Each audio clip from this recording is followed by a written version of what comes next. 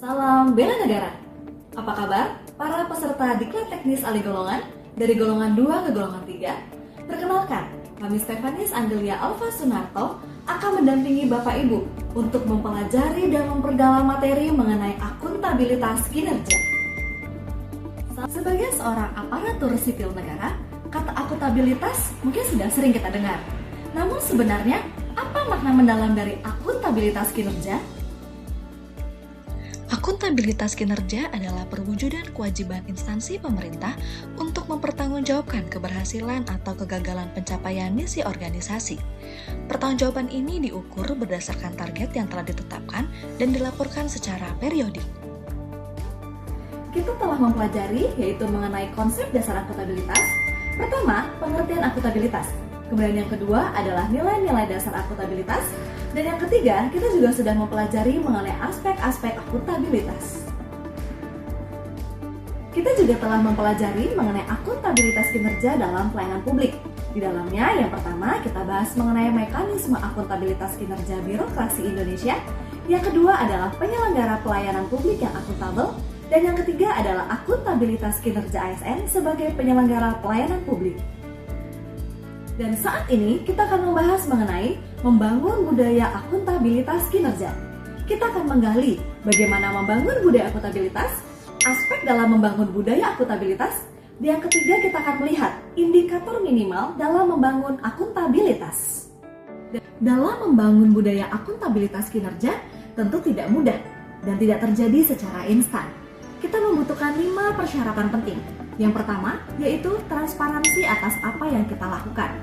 Yang kedua adalah keyakinan bersama bahwa tujuan organisasi itu masuk akal. Yang ketiga, yaitu sasaran hasil kerja yang terukur. Dan yang keempat, umpan balik dua arah, yaitu antara atasan dan juga staf. Dan yang terakhir, yang kelima, yaitu evaluasi rutin terhadap tanggung jawab yang diemban.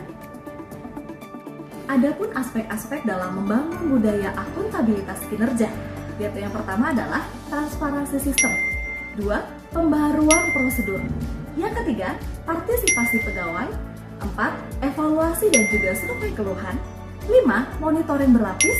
Dan yang keenam adalah kebijakan futuristik. Indikator ataupun standar minimal dalam membangun akuntabilitas.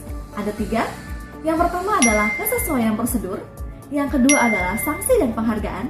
Yang ketiga adalah output dan outcome yang terukur. 3 standar minimal ini saling menguatkan karena prosedur yang jelas akan membuat perilaku terjaga dan akhirnya hasil pun akan terukur.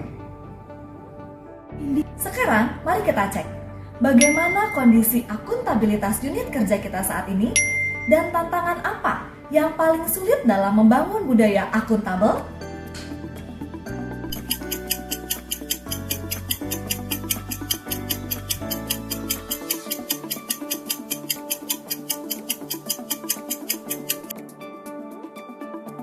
Bagaimana rencana aksi pengembangan akuntabilitas kinerja? Mulai dari evaluasi profil, lalu standarisasi SOP berbasis IT, kemudian internalisasi pimpinan sebagai role model, dan kunci dengan pengawasan lewat audit serta reward and punishment. Membangun budaya akuntabilitas kinerja adalah momentum bagi kita untuk meninggalkan pola pikir birokrasi lama, bertransformasi menjadi pelayan publik yang berintegritas, kompak, dan bekerja berbasis data. Melalui SOP yang jelas, keterbukaan tim, serta orientasi pada hasil nyata untuk mewujudkan tata kelola pemerintahan yang baik demi pelayanan publik yang prima. Integritas adalah fondasi, kinerja adalah pembuktian. Salam bela negara.